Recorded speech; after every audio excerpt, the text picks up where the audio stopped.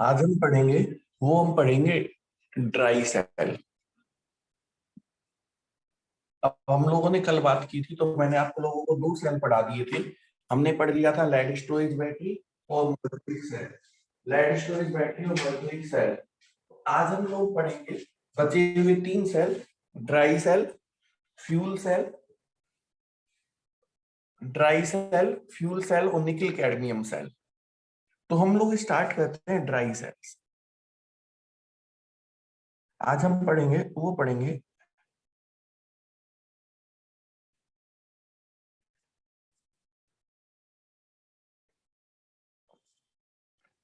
Dry cell. आज जो हम पढ़ेंगे वो पढ़ेंगे कौन सा सेल बच्चों? आज हम पढ़ेंगे ड्राई सेल। और ड्राई सेल जो है ना बेटा, एक ड्राई सेल जो है वो एक प्राइमरी सेल है।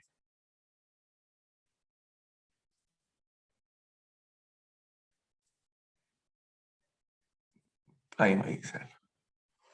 अब ड्राई सेल एक प्राइमरी सेल है। प्राइमरी सेल का मतलब ये सेल केवल और केवल बेटा डिस्चार्ज होता है, चार्ज नहीं होगा। That means chemical energy to electrical energy होगी, लेकिन electrical energy to chemical energy नहीं बनेगी। अब ड्राई सेल होता कैसे है और उसका एक हल्का सा डायग्राम, और फिर हम लोग आगे चलेंगे। ड्राई सेल क्या होता है बेटा? ड्राई सेल में एक जिंक का कंटेनर होता है।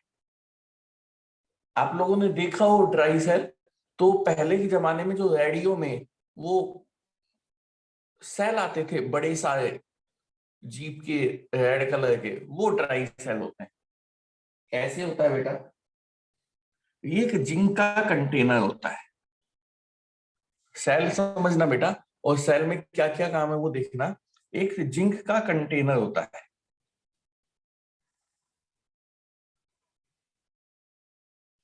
ये है बेटा जिंक कंटेनर। जिंक का कौन सी मेटल का बना हुआ कंटेनर है बेटा? ये जिंक का बना हुआ कंटेनर है। जिंक का, मैं यहां लिख देता हूं, ये कंटेनर है बेटा जिंक का बना हुआ। एक जिंक का कंटेनर होता है। जिंक के कंटेनर के बिल्कुल बीचों बीच में, इस जिंक के कंटेनर के बिल्कुल बीचों बीच में यहाँ पर एक मैट ग्रेफाइट की रोड लगी होती है। एक रोड लगी है किसकी? ग्रेफाइट की। एक रोड लगी होती है, वो होती है ग्रेफाइट की। आपने कभी नोटिस किया हो तो उस सेल को अगर आपने कभी तोड़ा भी हो तो आपको सेल के अंदर से एक रोड निकली होगी। वो रोड होती है ग्रेफाइट की। तो इस सेल के बिल्कुल बीचों बीच एक रोड लगी होती है, और ये रोड किसकी होती है बेटा? ग्रेफाइट की। ग्रेफाइट की एक रोड लगी होती है, और इस ग्रेफाइट की रोड के ऊपर एक मेटल कैप लगी होती है यहाँ पर। ये एक मेटल की कैप, यहाँ एक क्या लगी होती है? Metal cap. ये सेल है, फिलहाल समझना, अब इस सेल को आगे चलेंगे।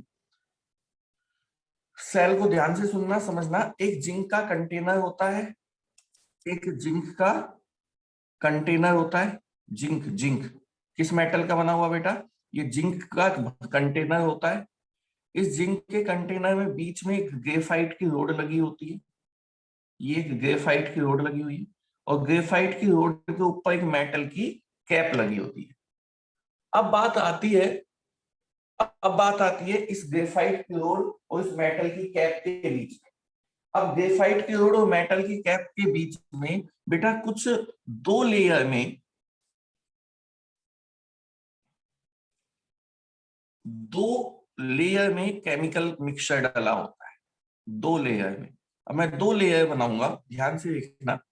अब ये ग्रेफाइट की रोड के जो अंदर की साइड है, ग्रेफाइट की रोड के जो अंदर की साइड है, मतलब ग्रेफाइट की रोड के चारों तरफ, जो इसके बिल्कुल ग्रेफाइट रोड के सराउंड में, यहाँ पर होता है बेटा एक mixture MnO2, MnO2 plus carbon, MnO2 plus carbon.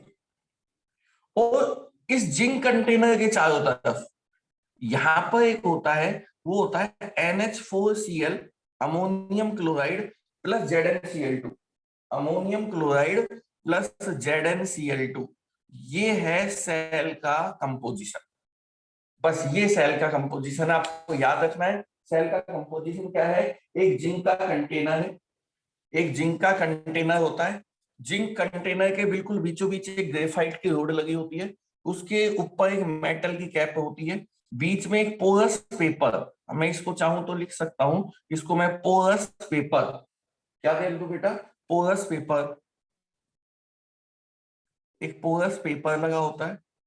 इस पोरस पेपर के अंदर की साइड MnO2 प्लस कार्बन, मतलब ग्रेफाइट रोड के चारों तरफ MnO2 और कार्बन, और जिंक कंटेनर की साइड NH4ZnCl2, NH4Cl और ZnCl2 का मिक्सचर ये डला होता है। ये होता है, इसी को बोलते हैं ड्राई सेल।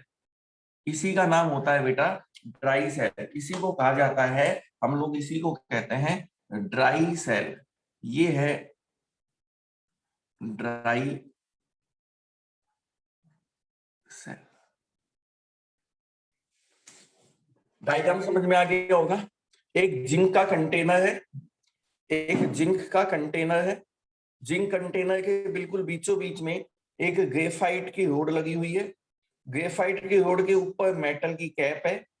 अब ग्रेफाइट रोड और जिंक कंटेनर के बीच में दो लेयर्स के केमिकल होते हैं, दो लेयर के केमिकल होते हैं। पहली लेयर के अंदर MnO2 और कार्बन होता है ग्रेफाइट के चारों तरफ, और दूसरी लेयर में अमोनियम क्लोराइड और जिंक क्लोराइड होता है। That is the dry cell. अब इसे ड्राई सेल की वर्किंग देखते हैं। अब ड्राई सेल की यहाँ पे मैं क्या लिखता हूँ, वर्किंग क्या है, वर्किंग प्रोसेस देख लेते हैं। अगर हम ड्राई सेल की वर्किंग देखें, वर्किंग, अब ड्राई सेल की वर्किंग देखें, तो वर्किंग के तो वही तरीके जो कल हमने सीखे था। पहला, हमें ये पता होना चाहिए एनोड का काम कौन कर रहा है, कैथोड का काम कौन कर रहा है, और इलेक्ट्रोलाइट क्या है, याद रखना पड़ेगा। एनोड का काम तो है बेटा जिंक करता है, जो ये जिंक कंटेनर है ये एनोड का काम करता है। ये जिंक कंटेनर एनोड का काम, जिंक काम कर रहा है एनोड का। और आपकी जो कार्बन रोड है, ग्रेफाइट की रोड है, ये वाली जो सेंटर में है, ये कार्बन रोड, ये कार्बन या ग्रेफाइट की जो रोड है ये काम करती है कैथोड का। और जो NH4Cl है, अमोनियम क्लोराइड, ये काम करता है इलेक्ट्रोलाइट। ये आपको याद रखना पड़ेगा। Zinc act as a anode, carbon rod act as a cathode, और NH4Cl एक्ट एज ए इलेक्ट्रोलाइट। बेटा कल भी हम लोगों ने कोई न्यूमेरिकल या डेरिवेशन नहीं की, आज भी कोई न्यूमेरिकल डेरिवेशन नहीं है। मेरा एक बार हल्का सा आपको गाइड करूंगा, इसके बाद आपको याद करना है कौन सा सेल में कौन एनोड कौन कैथोड और उसकी वर्किंग क्या है। 5 सेल है, पांचों की वर्किंग आपको आनी चाहिए। नंबर 2 पे हमने किया था रिएक्शन ऑन, सॉरी, रिएक्शन से पहले हम लोग करेंगे, वो करेंगे आयनाइजेशन ऑफ इलेक्ट्रोलाइट,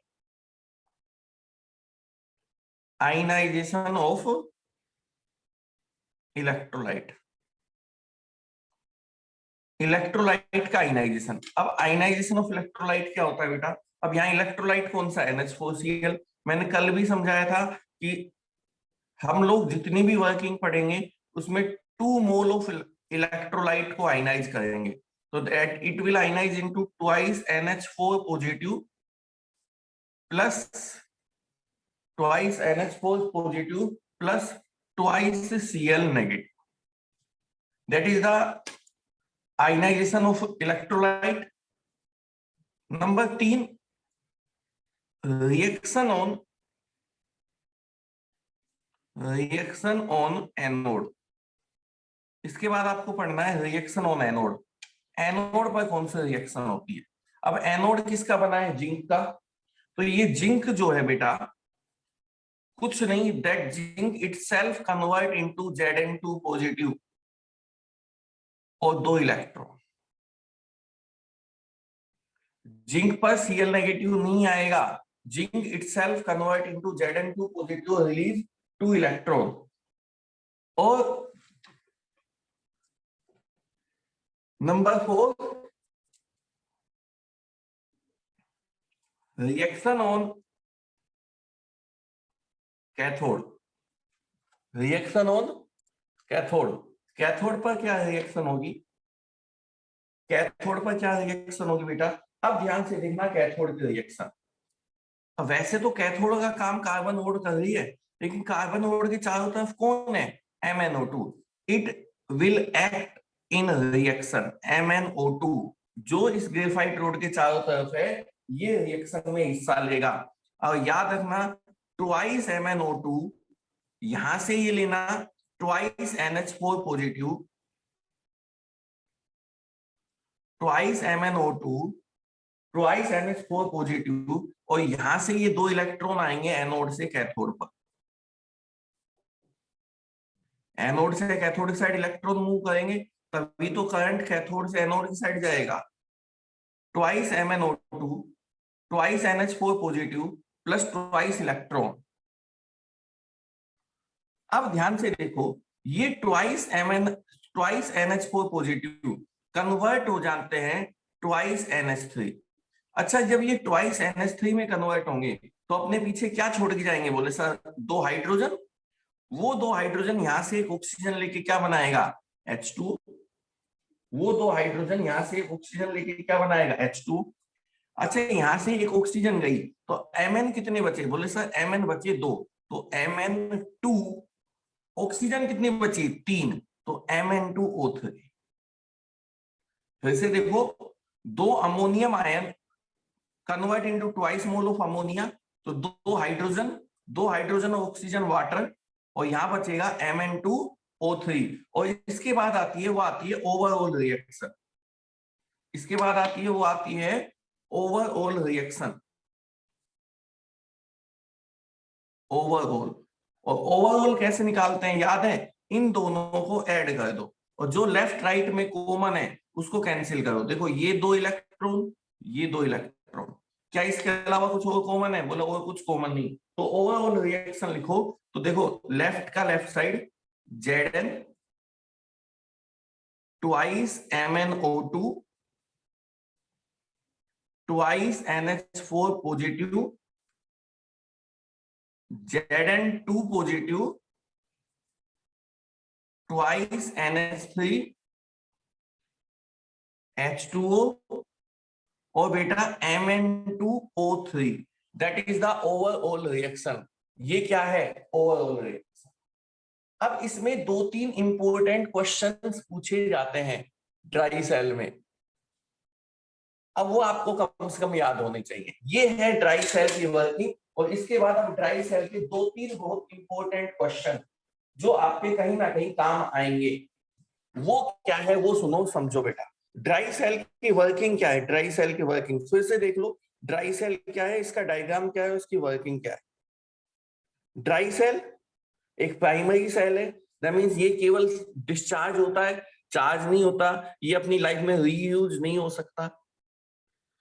जिंक का एक कंटेनर है, बीच में एक ग्रेफाइट की रोड लगी हुई है, ग्रेफाइट के रोड के चारों तरफ MnO2 और कार्बन, और जिंक कंटेनर की साइड NH4Cl और ZnCl2।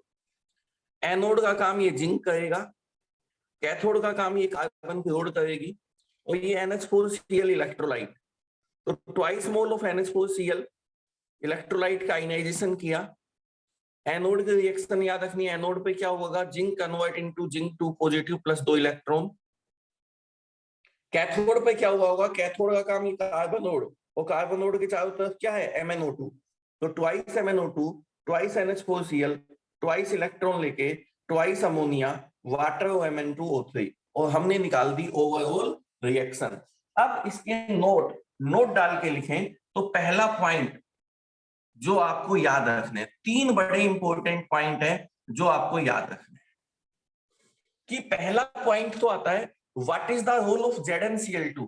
ये जो आपने ZnCl2 डाला है ना, ये वाला देखो ZnCl2, ये ZnCl2 का काम कहां है इस वर्किंग में, इस ZnCl2 का काम कहां है वर्किंग में, what is the role of ZnCl2, पता है क्यों, क्या काम है कि इस ओवरऑल रिएक्शन में देखो यहां एक गैस निकली है, कौन सी, अमोनिया, और गैस और अमोनिया गैस अगर सेल से बाहर निकलेगी तो हार्मफुल है, अमोनिया गैस नुकसान देती है। तो इस अमोनिया गैस को सेल से बाहर निकलने से रोकने के लिए हम लोग क्या करते हैं, ZnCl2 का नाम लेते हैं। कैसे? ये ZnCl2 इस अमोनिया के साथ रिएक्शन करके कॉम्प्लेक्स बनाता है। ये ZnCl2 इस अमोनिया के साथ रिएक्शन करके एक कॉम्प्लेक्स बनाता है। तो मैं लिख सकता हूं अमोनिया, बड़ा इंपॉर्टेंट पॉइंट है, ammonia is produced, ammonia is produced which react with, gas लिख दो, ammonia gas is produced which react with, which react with ZnCl2, which react with ZnCl2 and form a complex compound, form a complex compound। वो कैसा compound बनाती है? Complex compound. और इस वजह से ZnCl2 डाला गया। तो ZnCl2 इस अमोनिया के साथ मिलकर के कॉम्प्लेक्स बनाता है। कैसे? ZnCl2 4 अमोनिया के साथ मिलेगा, 4NH3 के साथ मिक्स होगा और एक कॉम्प्लेक्स कंपाउंड बनाएगा। ये कॉम्प्लेक्स कंपाउंड हम आपको आगे पढ़ाएंगे कोऑर्डिनेशन केमिस्ट्री में। तो अभी लिख लो केवल ZnNH3 का होल 4, ZnNH3 का होल 4 और ब्रैकेट के बाद Cl2। तो कई बार कहा जाता है कि इस सेल में कौन सी गैस निकलती है? अमोनिया। और उस अमोनिया गैस को सेल से बाहर ना निकले तो क्या डाला गया? ZnCl2। जो ये अमोनिया निकली इस सेल में, वो अमोनिया इस ZnCl2 के साथ रिएक्शन करके कॉम्प्लेक्स बनाएगी। नंबर 2,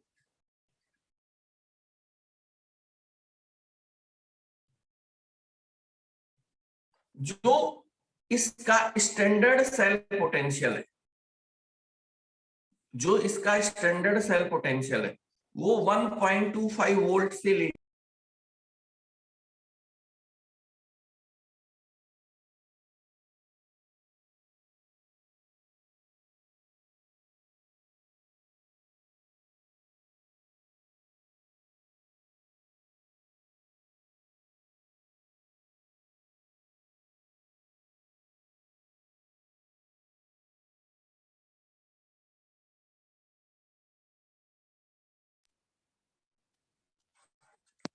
बात करते हैं बेटा।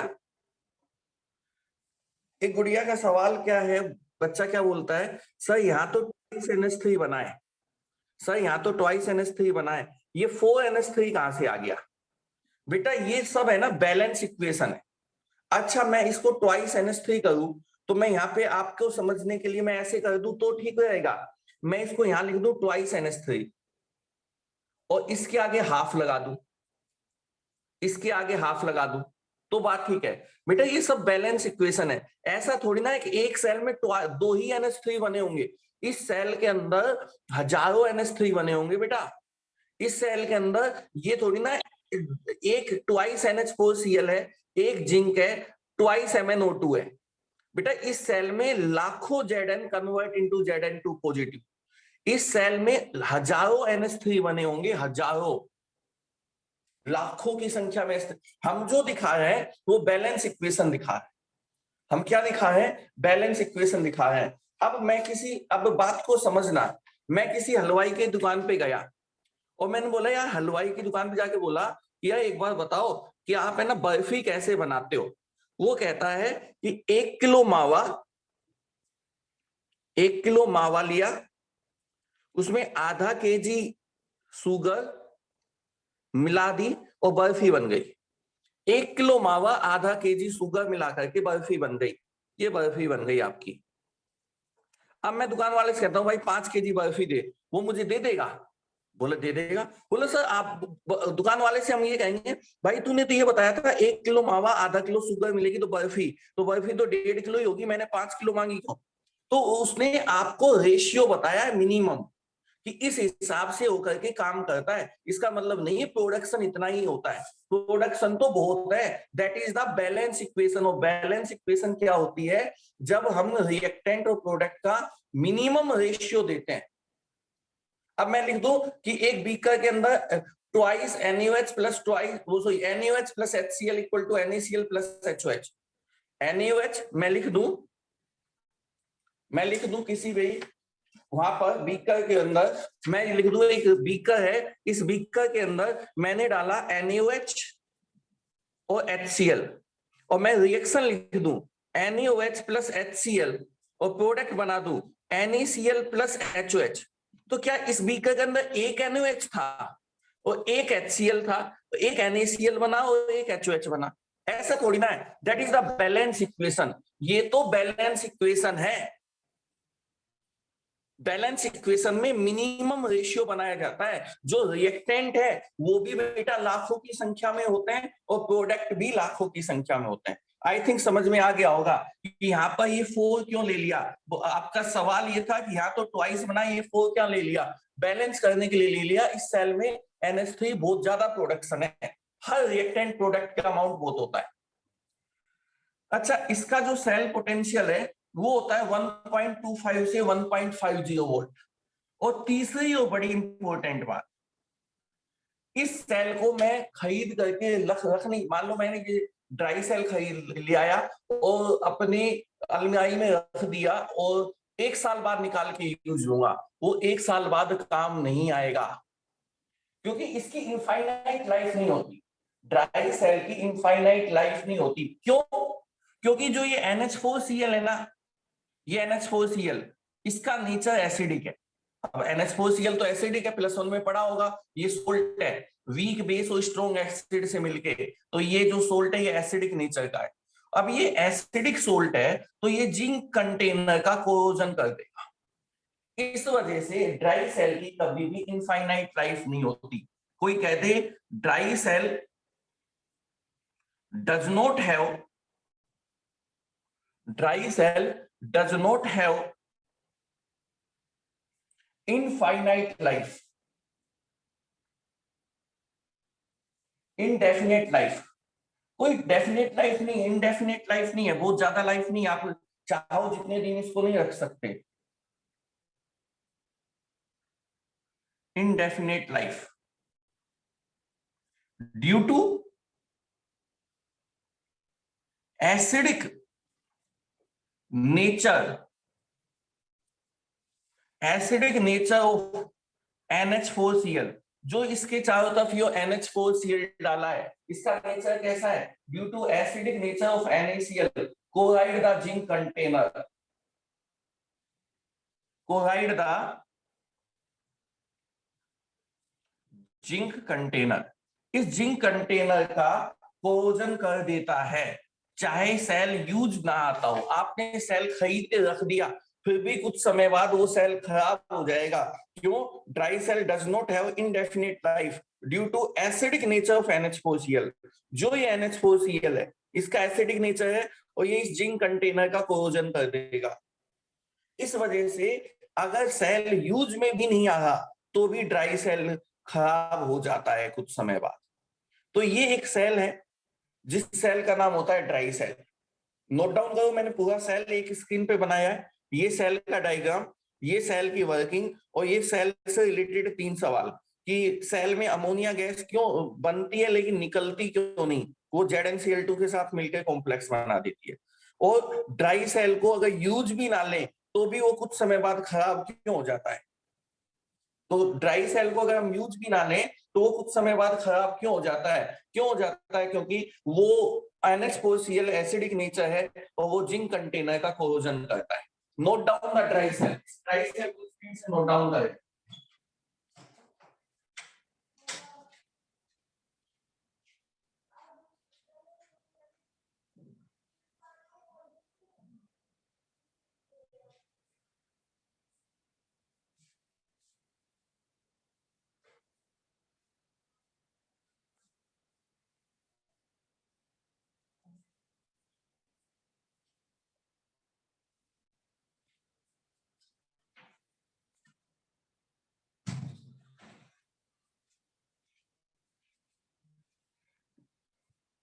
हुआ बेटा?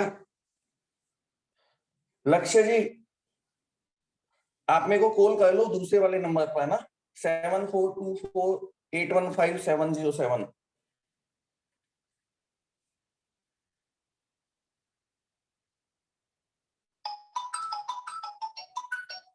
हेलो, बताओ जी। हम्म।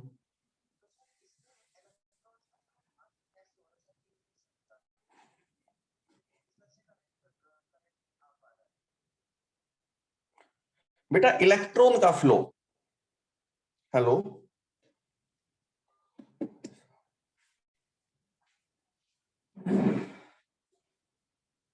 एक सेकंड रुकना जी, एक सेकंड रुकना। आपको करंट इलेक्ट्रॉन का फ्लो बताता है, इलेक्ट्रॉन का फ्लो कैसे होगा।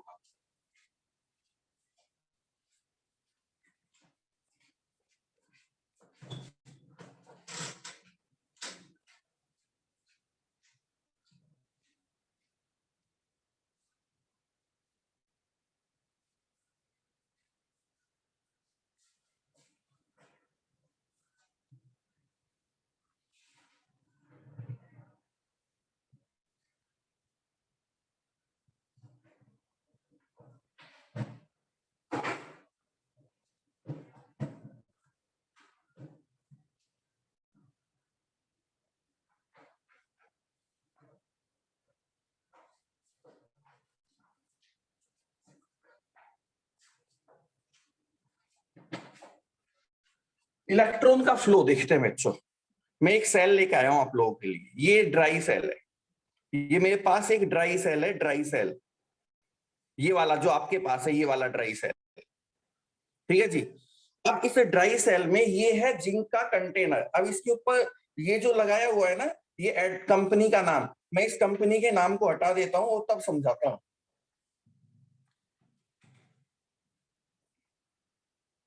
अभी तो आपको ये लग रहा होगा कि ये पैनासोनिक का सेल है। अब देखो मैं इसके ऊपर से मैं ये कंपनी के लोगो को हटा देता हूँ और ड्राई सेल निकालता हूँ। हर कंपनी का ड्राई सेल ऐसे ही होता है, जो बाहर लगा होता है वो कंपनी का नाम लगा हुआ है, ये टेप लगी हुई है। हटा दिया है, समझ में आया? ये ड्राई सेल है, ये ड्राई सेल। सारे सेल ऐसे ही होते हैं जी, ये ड्राई सेल है। अब ये जिंक का कंटेनर है, ये देखो ये जिंक कंटेनर है, दिखाई दे रहा होगा। इसके ऊपर ये मेटल की कैप लगी हुई है, देखो ये मेटल की कैप लगी है ना, मेटल की कैप। ये जिंक कंटेनर, ये इसके ऊपर मेटल की कैप लगी हुई है। अब आप इस सेल को जब कहीं भी लगाते हो तो वायर के थ्रू या कहीं पे भी ये दो हिस्सों को टच करता है। वायर दो हिस्सों को टच करता है। मान लो ये वायर है, एक हिस्सा यहां टच होता है और एक हिस्सा यहां टच होता है। दैट मीन्स एक हिस्से ने किसको टच करेगा, इसको। ये क्या है, एनोड, सॉरी कैथोड। ये क्या है, कैथोड। ये जो मेटल की कैप है, ये कार्बन की रोड और उसके ऊपर जो मेटल की कैप लगी हुई है, ये किसका काम करेगी, कैथोड का। और ये जिंक कंटेनर, ये जो जिंक कंटेनर है, ये पूरा जिंक कंटेनर है, ये किसका काम करेगा, एनोड का। यही होता है ना, यही होता होगा, समझ में आया होगा। अब जब आप इस सेल को किसी भी इक्विपमेंट में लगाते हो,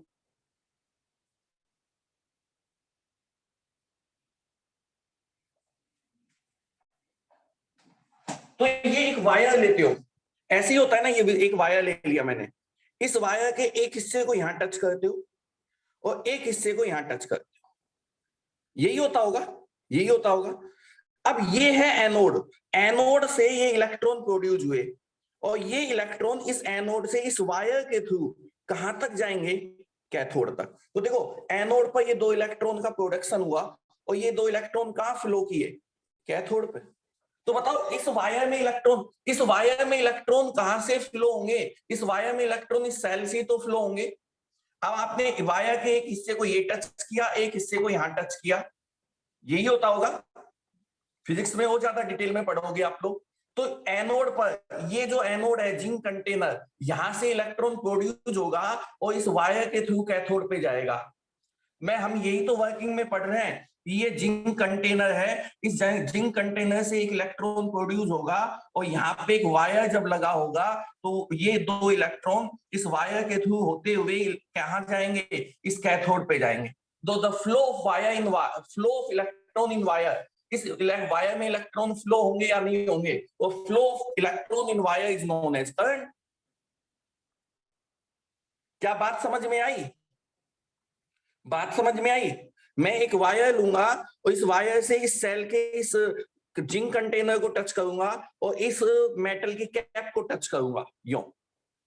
तो जिंक कंटेनर पर ये दो इलेक्ट्रॉन का प्रोडक्शन होगा, वो दो इलेक्ट्रॉन इस वायर में से होते हुए कहां जाएंगे? कैथोड पर जाएंगे। तो इस वायर में फ्लो ऑफ इलेक्ट्रॉन हुआ या नहीं हुआ, और that flow of electron is known as current. इस फ्लो ऑफ इलेक्ट्रॉन को ही तो क्या कहते हैं? करंट कहते हैं। क्या बात समझ में आई? एनोड पर इलेक्ट्रॉन का प्रोडक्शन होता है, वो इलेक्ट्रॉन यहाँ एनोड से एक वायर टच होता है कैथोड की साइड, तो वो इलेक्ट्रॉन इस वायर से होते हुए कहां जाते हैं? कैथोड पे जाते हैं, और किसी वायर में से फ्लो ऑफ इलेक्ट्रॉन को करंट कहते हैं। क्या बात समझ में आई? अब कृष्णा जी, बात समझ में आई?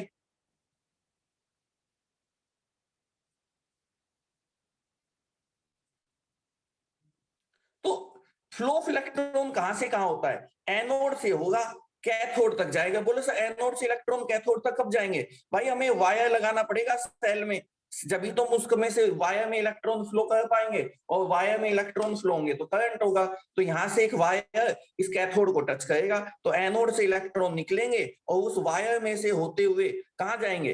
कैथोड तक जाएंगे। और कोई डाउट? तो नोट डाउन करो ड्राई सेल, नोट डाउन करो ड्राई सेल।